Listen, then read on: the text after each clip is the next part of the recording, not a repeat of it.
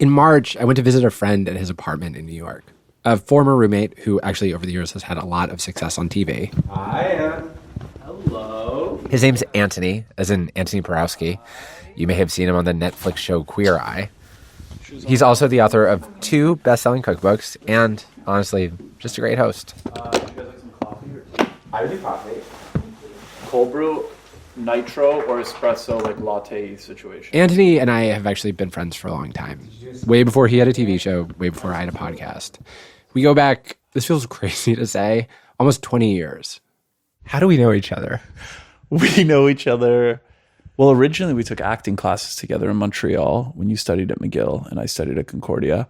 And then when I moved to New York and I needed an apartment because I moved here for school, you had a place in Clinton Hill with a roommate and you had a spare bedroom in a condo and I moved in with you sight unseen.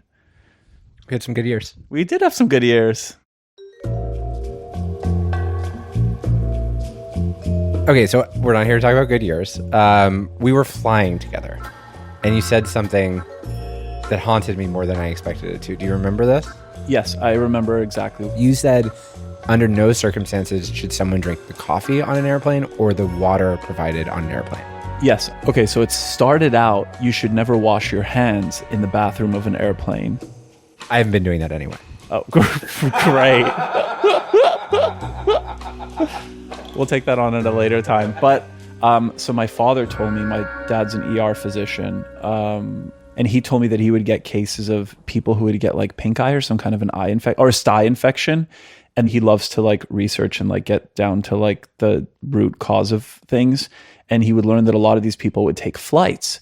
So I started paying attention. And then I noticed that when pilots use the bathroom, they bring in a bottle of water with them or like a thermosy situation. Wait, you independently noticed that? Yes, I noticed that myself on Delta flights in particular. I would never. Okay, so you noticed pilots walking into the bathroom holding bottles of water. I noticed it twice. Still. That's still like enough to make a valid assumption, right? So it started out that way. And your assumption is the reason they're bringing the bottle of water, it's not because they want to like rehydrate while they pee or whatever. It's that they're washing their hands with the bottled water. Correct. Okay. And then I was on a really early morning flight one day and there was a sassy flight attendant and she just seemed like she didn't give 2 shits. And she asked if we wanted like coffee or tea or anything. And then I was like, okay, I need you to be honest with me. How do you feel about the water? Like, I really want coffee, but how do you feel about the coffee on a plane? And then she looked at me and she said something along the lines of, I don't care how much I need coffee. I would never drink that.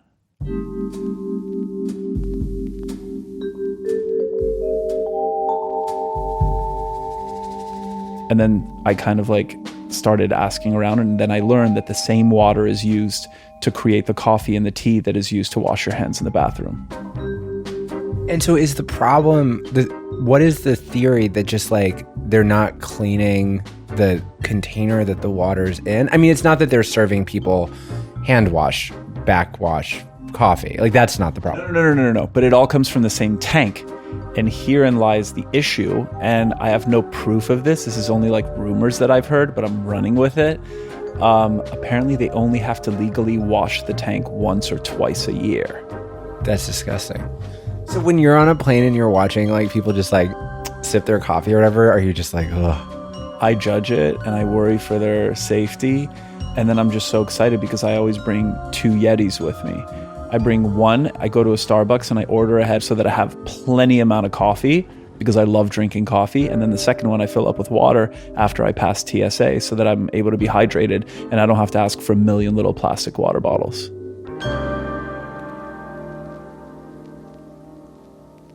One of the benefits of our friendship is like you're so thoughtful about existing in the world, and I kind of drag my body around like it's like a meat balloon that got attached to my leg while I'm like looking at my phone. And so I feel like I benefit from hanging out with you because you're like, hey, there's like a nicer way to exist if you'd like to. But I would never remember to bring like 2 Yetis to the airport. That wouldn't happen for me. I would buy it. Here's what will happen. We'll have this conversation. I'll buy a Yeti on the internet because it's cool. And then I'll like procrastinate opening the package when it comes to my house. And then I'll open it and then I'll lose it 3 days later. Lucky for you, you're at my apartment right now. So when you leave, you're going to leave with 2 new Yetis. And one of them has a little spout for hot beverages, so it doesn't like pour onto your mouth. And the other one is great for water, where it has a bigger mouth. I don't deserve to have friends.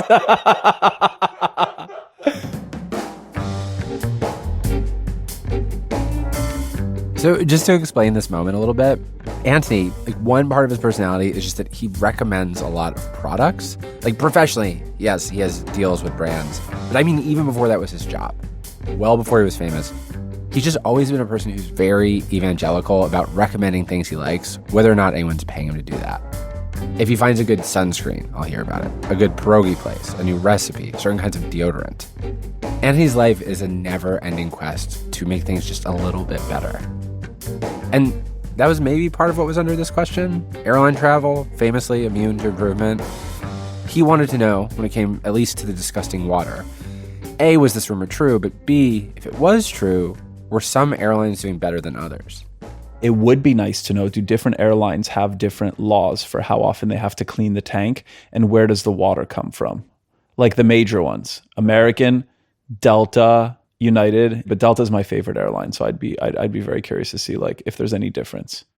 It had not occurred to me, but it seemed natural to Antoni that you might pay attention to how well an airline took care of the noticeable details as a sort of proxy for understanding how well they did everything else. Well, I'm not going to name the airline, but you remember the airline that we flew to Seattle? That wasn't a great one. Yeah. There were no TVs. The chairs were like, it was an old plane because I'm still terrified of flying. You're still terrified of flying? Absolutely. I have started looking at the type of airplane and seeing the way the seating is set up. I like to have a space between me and the window because I feel like if a window cracks open, it has happened. The whole body gets sucked out. All the bones crush. Then I feel like I'm safer in the middle and I feel more like coddled in a good way. But anyway. Wait, hold on. No. But anyway, that's crazy. I was like reading something online the other day where somebody was like, I don't understand why. It was some like economist nerd. And they were like, I don't get why they don't charge less for middle seats since no one would ever want a middle seat. You are the target market for a middle seat just in case the window cracks open so the person next to you gets sucked out of the window before you. Correct. But my point is, I'm coming back. There must be some kind of a thing like the way you can see the seating chart based on the year of the plane so you can see what the seating layout is like. I wonder if you could also see where like the water tanks are to see if like the one in the bathroom is separate from the one that's being used for like the coffee and the tea. And there must be like guidelines and regulations available. I feel like everything is available on the internet. I have 3 flights coming up in the next week, and I will ask every single flight attendant and anybody I can, including the person at like the check-in window, if they know this information, because I want to get to the bottom of it too.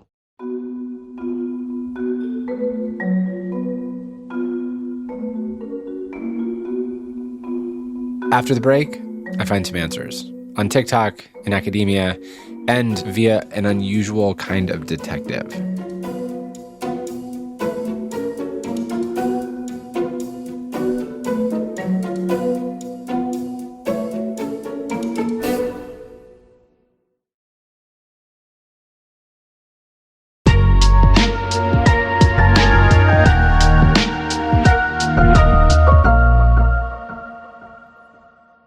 Welcome back to the show.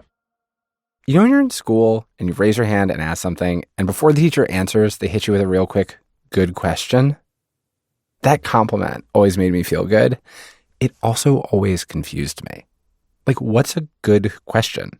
Does it mean your question itself is smart? Like your confusion is the intelligent kind? How could a question actually be good? I used to not know, but I can now point to at least one good question in the world. Do you drink coffee on airplanes is an excellent question. Not because it communicates something about you, its asker, but because it does something powerful and immediate in the brain of the person you ask it to. It works on them, almost like a human computer virus. Even to someone who's never been asked it, do you drink coffee on airplanes is just so obviously loaded. When you ask it, and genuinely, in a quiet moment, in a car ride, I suggest you try asking it, it gets results. Some recipients are thrown immediately into a state of panic. Those people never actually answer you. Instead, they start peppering you with questions. Should I not be drinking airline coffee? Do you? When they boil the water, does that at least get rid of the germs? But there's another response you can get. Some people will answer with the confidence of a person acing a test. Airline coffee. Of course I don't drink airline coffee. I would never. These people are immune to your invitation to fear because they already have it. They'll tell you, I've heard the tanks are never cleaned. I've heard the flight attendants don't drink it. They'll tell you they don't actually boil the water long enough or hot enough to kill any bacteria. The two of you will start to finish each other's sentences, and all of a sudden, you're actually in something together. I always thought of paranoia as a lonely disease, but it's only lonely if you're the only one infected with it. This is a long way of telling you that I spent a delirious few months asking a lot of people if they drink coffee on airplanes, enjoying the question's quiet power, marinating deeply in the paranoia it can summon.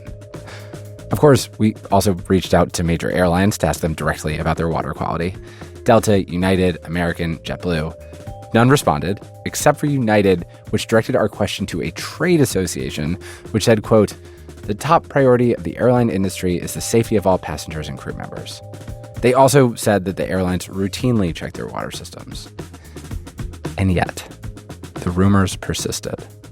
On TikTok, there's a minor genre of video where chirpy flight attendants invoke some kind of conspiracy in the same breezy tone they use while telling you where the exit rows are located. Secrets about pilots and flight attendants that I bet you didn't know about, part 2. Number 1. You might want to think about ordering something other than coffee or tea. The thing about the coffee and the tea is that the pipes serving it are rarely cleaned. And they're disgusting. So talk to a flight attendant. We rarely drink the coffee or tea. I started asking flight attendants on flights I was on. Just a question. Do you drink the coffee on these flights? Never. She gave me a look and just simply said, never. My friends and coworkers, they also started asking flight attendants. She responded in a tone that suggested this was not the first time she'd been asked the question. I was told by my mother, who was a flight attendant, not to drink the coffee or tea or water. I asked her why, and she said, I don't think they clean the tank or the pipe. She just said, don't drink the water, don't drink the tea, and don't drink the coffee. The same story over and over, and the same warning over and over. They did say that the tap water in the washroom is particularly dangerous to drink because, I quote, fecal and urine particles can get into the tap system. I was asking so many people the question that eventually it occurred to me to wonder who had the question before me, before Antoni. This conspiracy theory that maybe wasn't a conspiracy theory, where had it come from? Hi, Nancy. Hi. How are you doing? I'm okay. Thanks. You're going to have to forgive me. I just stuffed a handful of Skittles into my mouth. This person who I was talking to with a face full of office candy, she'd beaten me to this airline coffee story narrowly by a mere 2 decades. My name's Nancy Keats. I'm a reporter with the Wall Street Journal. I've been at the Journal since 1994. And back then I was working in New York at the World Financial Center, and my editor was a guy named Jonathan Dahl, and he loved to do stories where we tested things. Oh, interesting. Before finding herself in the same mystery we're in about the quality of airline coffee, Nancy tested all sorts of things with the Wall Street Journal. Honestly, it sounded like kind of a dream job. We would travel all over and test different things. Like I tested room service at hotels. I went around the country of trying to find the smallest hotel rooms with a tape measure. So it was really fun stories like that. And just to your editor who'd like to test things, I think I get it, but like what was the, is it just that every time you test something, it's like a little mystery, and for the readers, it's fun to like hear the results of reporter conducted experiments? I think it was partly that, and it was also partly just an interesting way to approach it. For example, we tested the number of steps it took to get from a hotel room to the conference center. So it was actually valuable information for people if they wanted to like book a conference at a place where the hotel rooms were close to the conference center. And how did you guys decide what to test? We just came up with things like one, I did, best beaches. So that's a pretty obvious one. But then I went and tested the water quality at each of the beaches and the sand quality. So it's sort of what time of year it was and what issues were coming up. Yeah. And in this case, it was because a colleague of mine saw a posting on a forum called Flyer Talk, which is a travel website.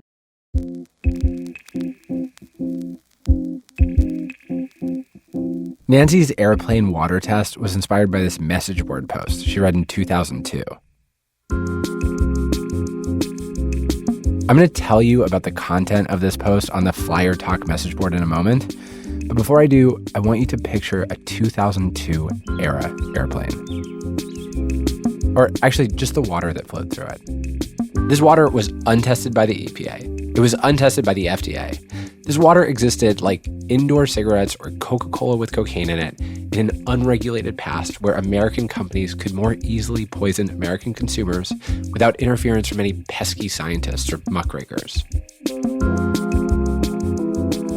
This water was a mystery, and yet it flowed so freely. It wasn't just pouring out of the sinks, uninterrupted by any new signs telling you not to gorge yourself on it. It also came out of an actual water fountain, too. I had deleted this water fountain from my memory, but it existed. On many flights, often near the bathroom, a water fountain offering untested mystery water to any passenger bold enough to drink it. But this state of unregulated, questionable affairs was about to be disrupted. The federal government itself was going to be moved to action because a Wall Street Journal reporter was going to read a posting on a message board called Flyer Talk, which bills itself as an internet forum for the discussion of frequent flyer miles programs. And what was the story? What was being said on Flyer Talk? So it was a posting by the mother of a 13-year-old from California, and his name is Zachary Bjornson Hooper. And they had taken a trip to Australia, and he was thinking on the plane about the water that he was drinking, and he was thinking how would you regulate it in different countries, depending on where the water was being sourced. And he felt like he just had this sense that it wasn't clean, and so he decided to test it. And he sort of tested it and went to his hotel room and then found the results that it was contaminated. Zachary Bjornson Hooper, the homeschooled 13-year-old, stumbled on this question, is it safe to drink the coffee on an airplane, through a different route than me. 13-year-olds, I've noticed, have a natural ability to ask perfect questions. In this case, he said at the time that the question formed in his brain because he was thinking about how his family had a sailboat. And his parents had told him he wasn't supposed to drink the water on the sailboat because it was unclean. So he wondered, why then would the water on the plane be clean? Zachary was homeschooled. He was also taking some science classes at the local school district. So he was able to put together a rudimentary experiment. 9 water samples from different flights tested in 9 petri dishes. In 7 of the samples, pretty nasty bacteria. Fecal coliform, E. coli, salmonella. To Zachary, that seemed remarkable. His mom was proud. So the two of them wrote up their results and posted them on flyertalk.com, which is where the Wall Street Journal found it. So we saw that posting on Flyer Talk. We thought that was interesting, and maybe we should test it ourselves. And before you had done this, did you have an expectation of had you ever thought about the quality of airline water? Yes, all the time, because I travel all the time. And I'm the kind of person who always brings bottled water, no matter what. Yeah. And then, planes used to have these kind of water fountain-like things over by the bathrooms. And I used to always think, where is that water coming from? And I also wondered about the coffee because does it heat up enough to kill the bacteria? I don't know. Maybe it's also because I traveled all the time and got sick all the time. And so that's another issue. You kind of want to try to figure it out. Is it the air? Is it the water? Is it other people? Right. So you have the question. You have an editor who is encouraging you to test stuff. You have this kid who's posting on Flyer Talk who's like, I think something's afoot. Had you talked to flight attendants or pilots? Because I've been doing that lately now when I fly. If I can get a flight attendant in a sort of private-ish moment, I've asked them about the water. Were you doing that? Yeah, absolutely. And you get 2 different types. You get people who lie to you and people who don't. And what did the liar say? Yeah, everything's fine. It's all bottled, whatever.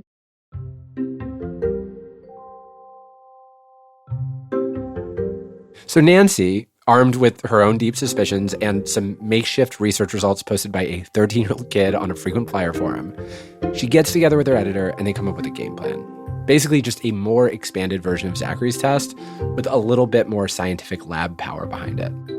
We booked 14 different flights and we picked a variety of different destinations, everywhere from Atlanta to Sydney, Australia. Mixed it up, flying all different airlines, domestic, short haul, international, long haul, to see if the carrier, the distance might have an impact. And on those flights, we tested the water in the bathroom and then the water that came out of that water fountain that I was talking about. And so what did testing look like? Like, how did you test it? So you board the plane, you're carrying like a kind of the thing you would bring to a picnic, like a cooler type thing. And in it, I had the sample cups from the lab and gloves. And so the flight would take off and I would take one of the sample cups back to the bathroom, fill it up with my gloves on, put it into the cooler, and then close it, and then do the same with the water fountain. And then once I got to the airport, I would immediately send it off to the lab for testing. We picked a lab in Indiana, and we followed the sort of regulations of the EPA. So we used gloves, we carried vials provided by the lab. We ran the water for a certain period of time. You just want to avoid contamination. Yeah. And then once we got the samples, we put them in, temperature controlled packages and sent them off to the lab. So we tried to follow it as carefully as we could. So so what did you find when you tested the water? Horrible things.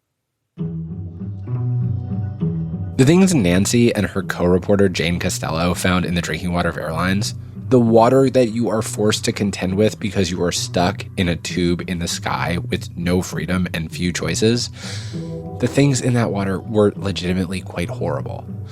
The journal's tests found Pasteurella pneumotropica, a bacteria mainly carried by rats. They found salmonella. They found a bacterium called Pseudomonas, which can cause infections in the blood and lungs.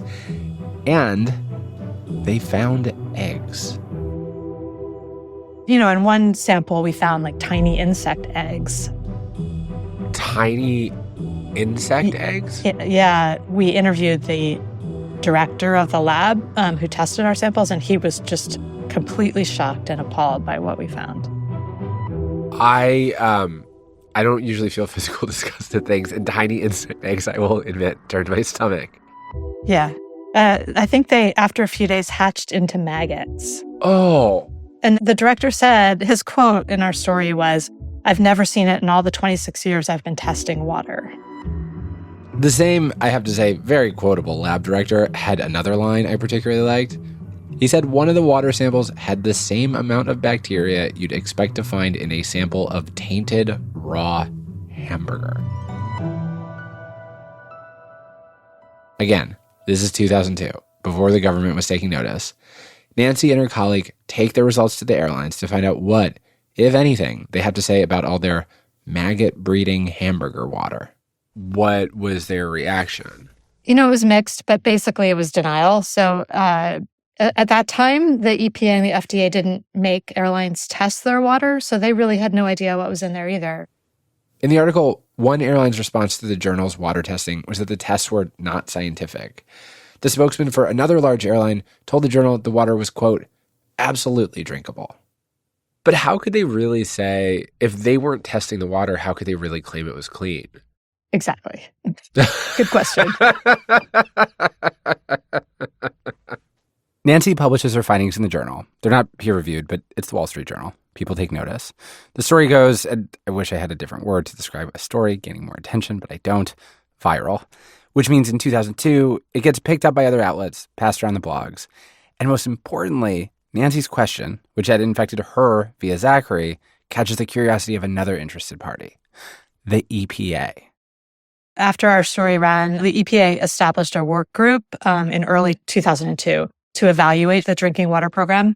They met with the airlines, they discussed the issue, and then in the fall of 2003, they started asking for sampling of water. And then by the fall of 2004, they conducted its own sampling, and they found that water supplies on 15% of the flights that they tested were positive for total coliform. So even the EPA said it considered that to be a high. In 2011, the EPA issues the Airline Drinking Water Rule, the national rule covering all airlines operating in the United States. We asked the EPA for comment on the story. After months of friendly exchange, they finally said, quote, our water folks are extremely busy and handling lots of interview requests at the moment, so they had to decline. Apparently, June was a busy month for water in the United States. They did, however, direct us to the text of the Aircraft Drinking Water Rule, the ADWR. The relevant statute can be found at 40 CFR Part 141 Subpart X. And here, I found the source of the rumor that had bothered Antoni, that had been repeated to him by all these flight attendants. This crazy idea that the airlines only had to wash the tanks once a year, despite all of Nancy's reporting. These people believe this, but when I actually checked the ADWR, in Table B1, routine disinfection and flushing and routine sample frequencies, it says, airline tanks must be cleaned once a year. The rumor is true. The rules say an airline can clean their tanks as little as once a year, although then they have to test more frequently. Or they can test once a year, but then they have to clean the tank more frequently. Quarterly. This testing regimen is the grand result of the Wall Street Journal's reporting. Now they require airlines to test for coliform and E. coli on every airplane at least once a year. At least once a year. That is not... The number doesn't feel very high to me. Does it feel high to you? No, that doesn't at all, which is why I'm still paranoid. Nancy, for her part, continues to avoid airline coffee. But to me, at the risk of being the idiot who keeps asking the stupid question, I still felt like I didn't understand. Like, does it matter if the tanks are cleaned once a year? If the tanks are cleaned once a year or tested once a year, what does that actually mean for the quality of the water? Sushi is raw fish. That is a true fact. But if that's the only thing you knew about sushi, you'd have an incomplete understanding of it.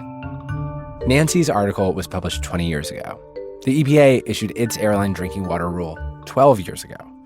So in 2023, when some flight attendants still warn against the water, when my friend Antoni is carrying multiple Yetis onto his flights, I wanted to know, are they being paranoid? Or is the airline water bacteria-ridden and gross? Is the coffee safe to drink, or is it still made with hamburger water?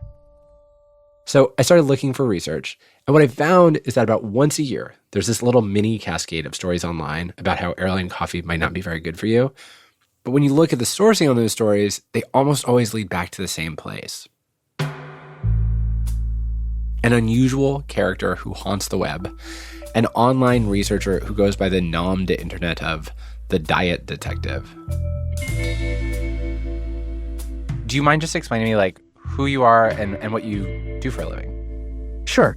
My name is Dr. Charles Platkin, and I am an author, a researcher, entrepreneur, and every year, mostly every year for about 15, 18 years, I did an airline food study for a column that I used to write that was syndicated throughout the United States called Diet Detective.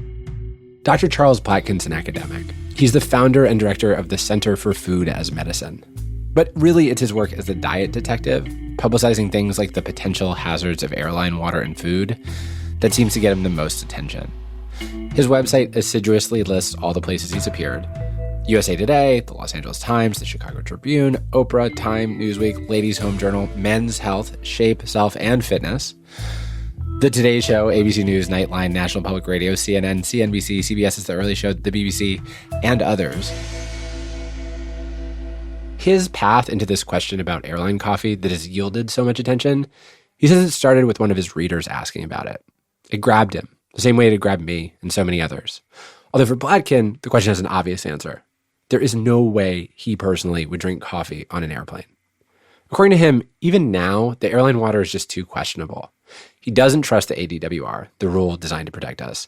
He's not convinced the airlines really follow it, and he says even if they do, the rule is just way too weak, especially compared with the kinds of rules governing the safety of water on land.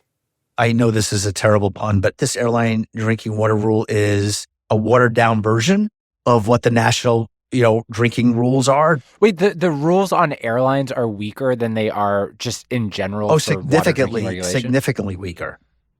Significantly. Why, though? Because it's still the same human beings drinking the water. Yes, I, of course, agree. But the National Primary Drinking Water Regulations, the NPDWR, look at microorganisms, the disinfectants that are used, disinfection byproducts, inorganic chemicals, organic chemicals. And so they look at all of those things, whereas on aircrafts, they're only looking at coliforms and whether or not there's E. coli, which is just one component of a microorganism. Coliform is the category of bacteria that the airlines do test for. One of the bacterium that Zachary, the 13-year-old, found back in his experiment in 2002 was a coliform. So coliform is, and I even have the correct pronunciation that I looked at, and this is how that's how you say it. Coliforms. In case you can't tell what's going on here, the dye detective just pulled up one of those internet pronouncer doohickeys so we could hear a pronouncer for the word coliform. At this point, the dye detective wanted to tell me about some hideous bacteria, not hideous bacteria that had been found in modern airline water, but hideous bacteria which he thinks could possibly be there, since these are kinds of bacteria that are not specifically being tested for. So you test for contaminants. Again, it's hard to pronounce some of these words. Here's one. Legionella. And Cryptosporidium. So these are just some of the ones that are not tested for. So what you're saying is that the regulations that govern the water that I would drink at home or at a restaurant, they're testing for all these different hard to pronounce microorganisms. But once I get on a plane, they're really just testing for coliform. And so there could be tons of other stuff in there. Yes, exactly. So if that's the sort of national standard, you also separately tested the water, right? No, I didn't separately test the water. Oh, you looked at the results from the tests. I hadn't understood this from all the media appearances, but the dye detective was not doing what Nancy Keats from the Wall Street Journal or Zachary from Homeschool had done. He wasn't actually gathering water samples from airlines and testing them himself. He was just going off the airline's own water test, which the government mandates that they publish. I looked at those published numbers. JetBlue, one of the worst offenders, had 354 violations over 8 years. To me, that's actually not such a big deal. JetBlue flies hundreds of thousands of flights a year. I actually like those odds. But that's just me. I also use the porta potties at Burning Man. From the dye detective's perspective, the people on those 354 flights winning the reverse bacteria lottery are not going to be happy. And besides, he says he suspects that the airline's data might be artificially low. This is just self-reported data. So let me just emphasize that. Self-reported data. I'll say it one more time. Self-reported data. Okay. Are you suggesting that the data may be something that we should be more skeptical of because it's self-reported? Of course.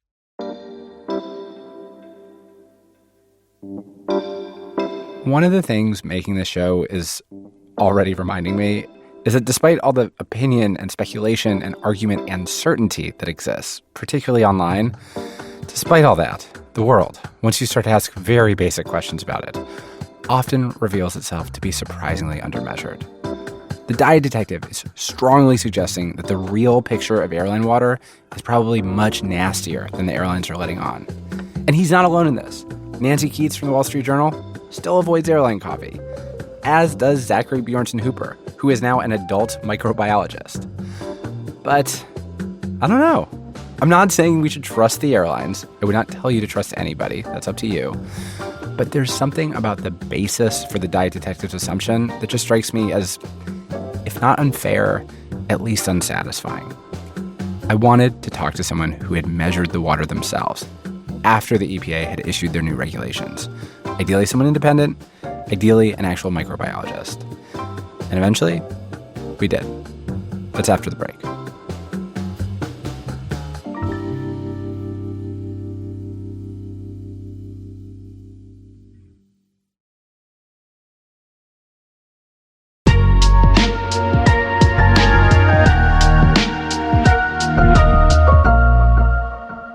Welcome back to the show. Hi, PJ. Hi, how are you? I'm very well, thank you. So PJ is a really Irish name. Lots of PJs, Patrick, Joseph, or... Really? Yeah, a lot of PJs.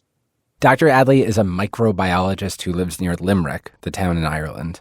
She has spent her career studying bacteria in different food and water systems. She says in general, water systems tend to be understudied. Water is the only commodity that gets distributed en masse to us by the powers that be, which means that, with some notable exceptions, most people, most of the time, are able to take water quality for granted in America. In most parts of the country, water is getting tested once, sometimes even twice, every single day. Dr. Adley explained to me how that heavily tested, heavily controlled water makes its way from the municipal source to your cup of airplane coffee. So let me go from the start. Water from airlines comes from municipal suppliers, say JFK. Yeah. JFK's airline water. Somewhere along there, they have their water supplies for the island, or maybe there's different sections. And so they're regulated by the EPA. And it's the same water that goes into all the households that they get, except the households get it from the pipes coming from their reservoir into their houses. The airlines pipe water into a big storage tank in JFK, and then from that, they fill up water tankers like fuel tanks and drive them out to where the airplane is stored, on the tarmac or in the hangars or wherever. They have to bring in food, they clear the rubbish, they fill the water tank if necessary. They will do it on a scheduled basis. Okay. So internal flights within America, all airlines will have a contract organization which will test the air quality of their airplanes, the water quality. So therefore it's centralized and very highly controlled and tested. But now say we go to international flights, so we go from San Francisco to Thailand or someplace like that. A long-haul flight, you're going to get your water in Thailand, and so the same controls and regulations may not exist. Right, your water is as safe as the water comes out of the tap. But they would have to look at the regulations if they were going to take it on. So Dr. Adley is saying that even before it enters the airplane, the water is going through all these safety checks. It's why the diet detectives point that there's laxer standards for airplane water than there are for municipal water is not actually so damning, at least according to Dr. Adley. Airplane water starts out its life as municipal water. That municipal water is taken and then put into the water tank on the airplane. So if you think the airplane water is badly contaminated, your theory has to be that something nasty is happening either in its transportation into the plane or in the tank itself. Antoni had asked if there are maps or diagrams showing the design of the water tank and where it sits on the plane. The answer is yes. I've seen a couple of them online. I found one from an online aviation blog called simpleflying.com. I will drop it in the newsletter if anyone's curious. But basically, there's a big water tank, and when the water arrives on the plane, that's where it goes. And from there, that water feeds everything else. The toilets, the sinks, first class, coach, it's all the same water. So yes, the same tank of water is feeding both the bathroom faucet and the hot water spout for the coffee. And that tank, we know, because of government regulation, can be cleaned as little as once a year. And now I could finally ask a microbiologist, is that a safety issue? How can you only clean a tank once a year and not have it be contaminated with something nasty? Because the water going into it it's treated water and it's circulating. The water is going in, the water is coming out, so you're getting fresh water in constantly into the tank. And only when the plane is totally serviced would the tank be totally cleaned out and soaked in a disinfectant for days and rinsed out. Otherwise, the water is like from your tap. You don't clean out your tap, or if you have a boat, you might clean out the water tank every year. I don't, but so yes, it's an annual clean out for an airplane on their annual service. I see. So okay, here's a related but different question that this is making me wonder about. I when I go to sleep at night, I pour myself a glass of water. And I can never figure out like how often that glass of water needs to be cleaned, because in my mind, I think like I understand that for most people, it's like every day you would then go wash that glass of water. But I'm kind of like, well, it's getting rinsed out. I'm not going to give myself a disease that I have. According to airline rules, I could clean that glass of water by my bed once a year. No. No. Your glass is open and exposed to the air. I see. This tank would be enclosed. And your glass is going to be exposed to your lips, and I don't know, you might have had a curry or a Chinese or a pizza, so you'd have left maybe some organic residues on the glass rim. Lipstick. I see. Okay. In other words, Dr. Adley is telling me not to be so disgusting. She says as far as the planes go, though, they're filled up with clean water, and that water is stored in a clean, airtight tank once it's on the plane. And again, according to the data that the airlines self-publish, bacteria is sometimes but rarely found. Dr. Adley did end up testing this water herself. She published peer-reviewed studies in 2015 and 2017 describing her experiment, which took place in the Dublin airport. She and a student did the work together, and their test looked a whole lot like Nancy Keats' test back in 2002. What did you find when you looked at the water? Well, we found the microbiology was fine. We found that chlorine levels could spike, and that was an issue in that the new person doing it wasn't familiar with the concentrations they were supposed to use. So the way you're describing it, it sounds like relatively safe. Absolutely. Absolutely. One caveat about the science here. Dr. Adley's study was conducted on one airline at one airport over the course of several months, which means even though they found that the water was clean and safe to drink, Dr. Adley herself says you can't necessarily extrapolate this spot check to the rest of the industry. That said, Dr. Adley, a microbiologist who studies water systems for a living, she seems deeply unconcerned about this whole thing. Ultimately, what you're saying is it is safe to drink coffee on airplanes. Yeah. And I will drink coffee, and I'm going flying on Sunday. And if they're going to serve it, sometimes they're not even serving it now. But I will have tea and coffee on an airplane. I need it.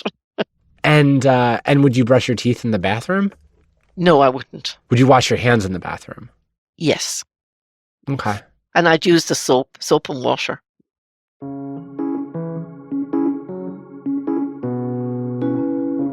After 2 months of wondering about this question, I'd gotten a pretty good answer.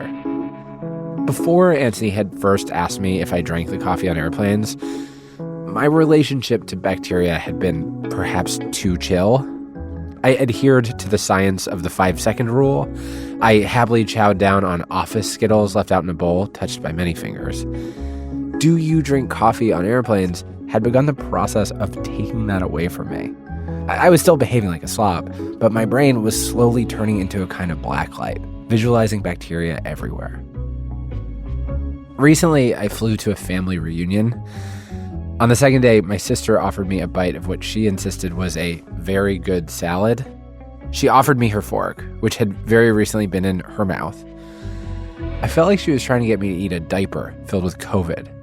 For the first time, I pictured all sorts of horrors, invisible, on the fork's tines. We all have to decide what to worry about, what to be afraid of. I tried to remember, as stupid as I am, as much as the world confuses me, I am the descendant of the monkeys who somehow ate the right berries, who had enough fear to survive and did not need to go out and find extra fear. I ate the salad. It was fine. And on the flight back, I had a coffee on the plane. I told Dr. Adley that this is where I'd landed. That for me, being on airplanes would just, again, be a place where I did what I've always done. Surrendered to the experience. Right, which is sort of the definition of being on an airplane. You're not in control of any part of your environment. Yeah. You're at the mercy of a corporation. Yeah. The air quality in the airplane, you're at the mercy of them, and you're at the mercy of the pilot that he knows what he's doing, and the mechanics who serviced your plane. So there's a lot of more risks than the water in an airplane flight. Well, that's what's interesting about my friend. He the more we talked about it, he has a lot of fear. He doesn't like the lack of control that an airline brings. And he's afraid of getting sucked out the window. He's afraid of the plane crashing. And for whatever reason, all that worry for him seems to sometimes focus on the water. Water, yeah. What do you make of that? Well, maybe he feels more comfortable. He feels that he can control the water by taking the bottle into the bathroom.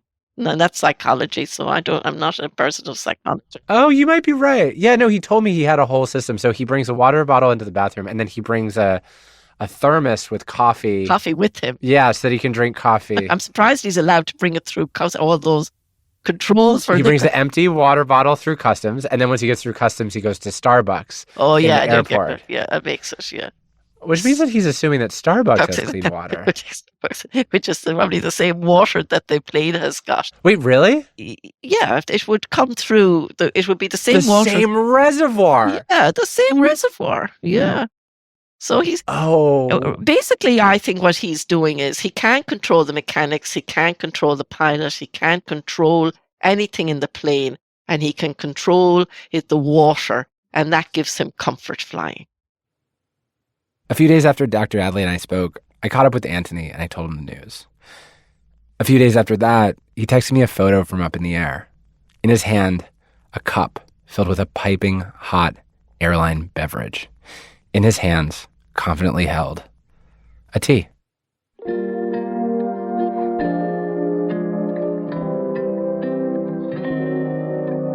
But anyway, nice talking to you. Nice talking to you, Dr. Adley. And congratulations on your new weekly program, and I wish it every success.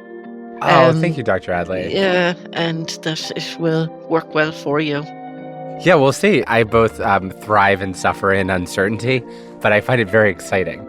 Yeah, he'll challenge Josh Rogan then one of the days.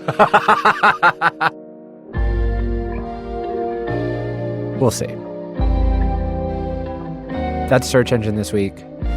After the break, a few announcements from our new show.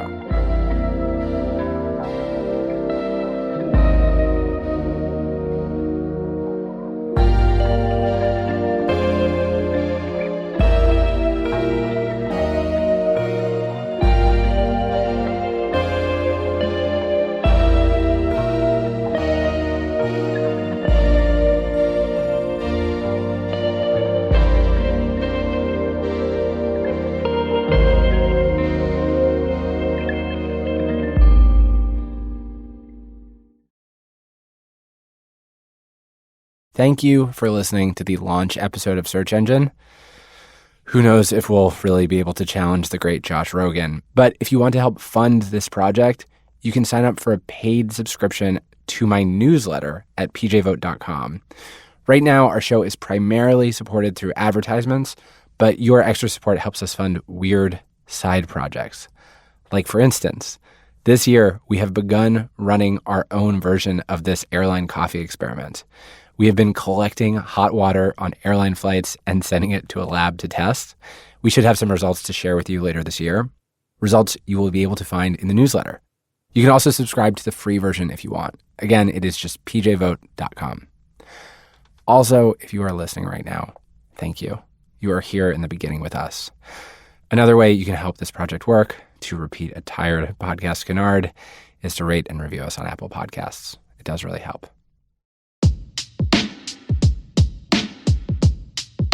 Search Engine is a presentation of Odyssey and Jigsaw Productions. It was created by me and Shruti Pinmaneni and is produced by Garrett Graham and Noah John.